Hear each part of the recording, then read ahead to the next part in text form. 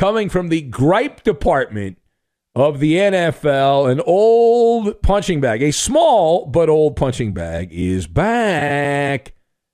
The man we call Alligator Arms, Kyler Murray. Oh, yeah, Kyler's not happy, and if Kyler's not happy, nobody's happy.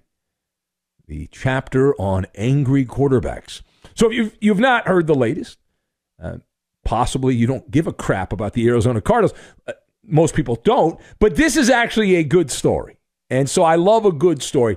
Now, the Cardinals, believe it or not, have yet to make a contract offer to Kyler Murray. Remember that big, angry rant, the emotional Kyler Murray when he had his little hissy fit not that long ago, this offseason.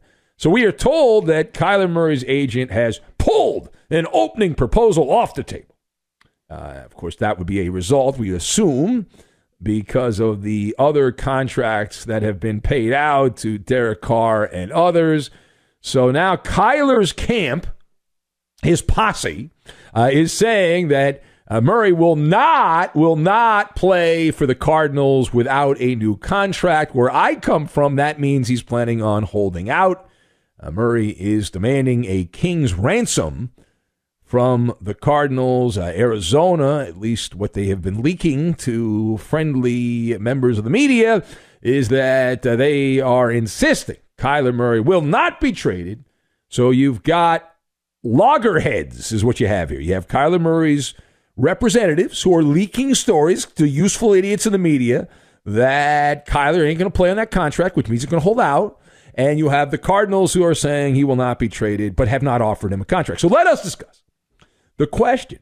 Does Kyler Murray deserve to get paid by the Cardinals at this point? And I am shaking my head no. I'm shaking my head no. I've got Churchill Downs, noise-canceling earplugs, and wheel. And we will tie all of these things together, and we are going to make a cactus. We're going to have it grow. It's going to be wonderful. All right, so we don't need to pull any punches here. We'll pull no punches on this one. Kyler Murray, we've been preaching this from the bully pulpit for many years now, that Kyler Murray has yet to show that he is a premier quarterback. Now, for some, that sounds like crazy talk. But that means, if you think what I just said is bizarre, that you're a casual fan. The knowledgeable observer of football knows that Kyler Murray's not there, and he might never get there. And you know who else knows that? The Cardinals know that. If they felt that this guy was worth the money, spoiler alert, he would already have been paid.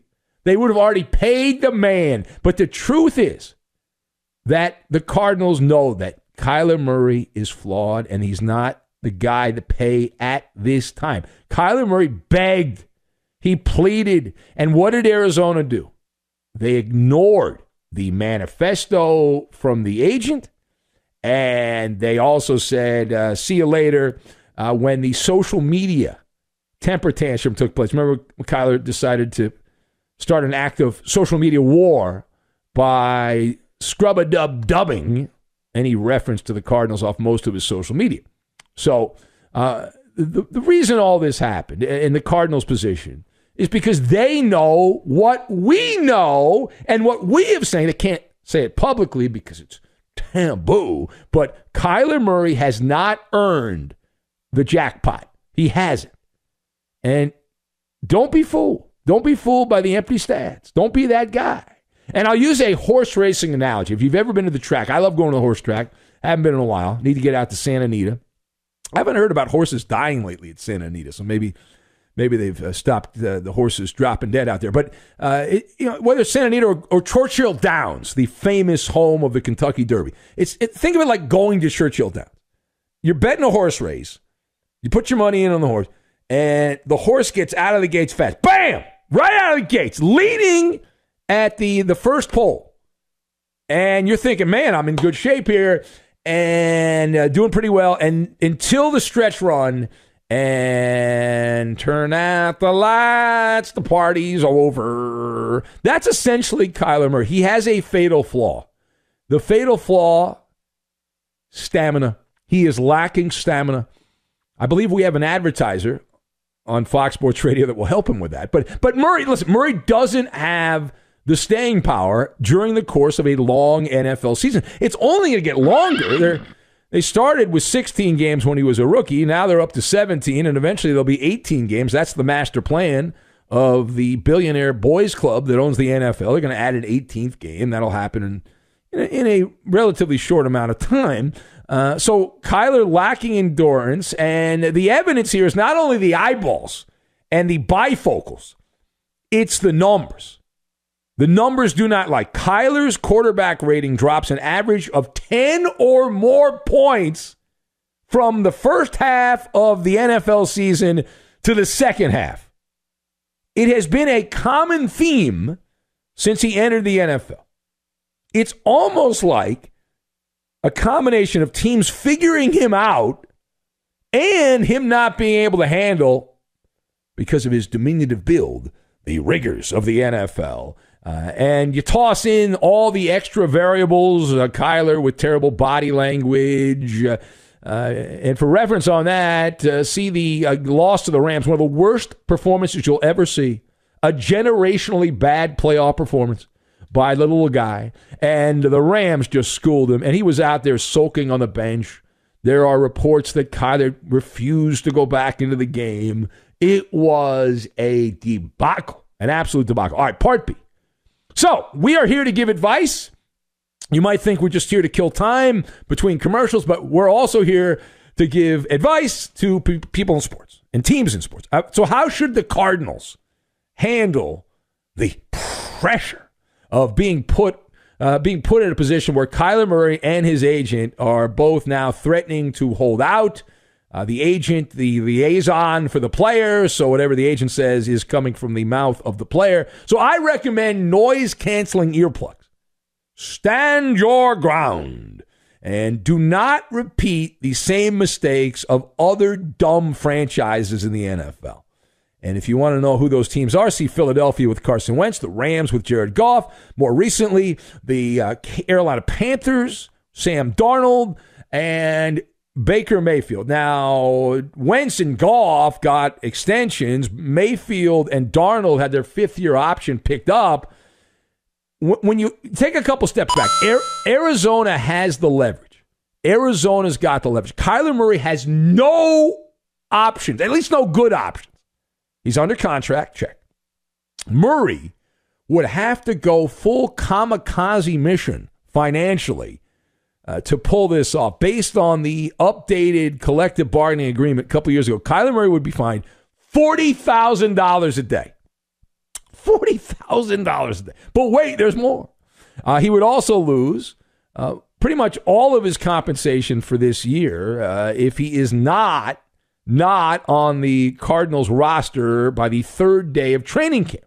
So he could not show up for a day or two. He'd lose $80,000. But if he's not there by day 3, then he would lose a roster bonus of $4.5 million with an M dollars. But wait, there's more. We are told if Kyler Murray decides, I am going to go full Looney Tunes and I'm going to sit out the entire year, he would give back more than $5.8 million. And that's the unearned, the signing bonus money and all that. So in this matchup, Kyler Murray versus the Cardinals, like a classic Vince McMahon WWE matchup from, I think it's been over a decade now. You remember, and I didn't see this live, I got the clip afterwards, but when Hornswoggle got thrown into a match against Big Show. Who? So the great wrestler Hornswoggle. Never heard of him. Kyler Murray is Hornswoggle, and then the Cardinals are the Big Show. It's a giant mismatch. All right, now, last word here. So what are the odds that the Cardinals end up trading Kyler Murray? Well, based on the comps, they're not that great. Based on the comps, they're not great. MALLER Sportsbook odds plus 190. Now, that implies about a 35% chance. And we aren't going higher than that because there is still a 65% chance that Murray has to sulk and suck it up, buttercup, and show up to work for Arizona. And most NFL teams, you would think, at this point, have the book, the good book on Kyler Murray. And he is not a proven commodity. There are many flaws there. And still, I am leaving the door open, as I said, 35% chance, because there's always that sucker in the room. And who will the sucker be? Remember, Carolina, for example, they took Sam Darnold. They're a sucker. The Cleveland Browns gave Baker Mayfield the fifth-year option. They're a sucker. The Rams, the team I love, they gave Jared Goff a contract. They were suckers. Philadelphia, with Carson Wentz, suckers. So why don't we spin the Maller wheel of speculation for Kyler Murray? We'll spin the wheel round and round and round and round. Big money, no whammy, and stop. All right, well, here we go. It's more birds. Birds of a feather flock together. About the Falcons and the Eagles popping up on the Maller wheel of speculation. Now, both teams have an empty space at quarterback. The Falcons signed a placeholder in Marcus Mariota. The Eagles have a guy, Jalen Hurts, who publicly they talk about loving him. Privately, they're making every move possible behind the scenes to eventually replace him. So those are the two there, the Falcons and the Eagles, with a wink and a nod to the Texans, who are stuck in the sewer right now. So that's where we are on the Kyler Murray wheel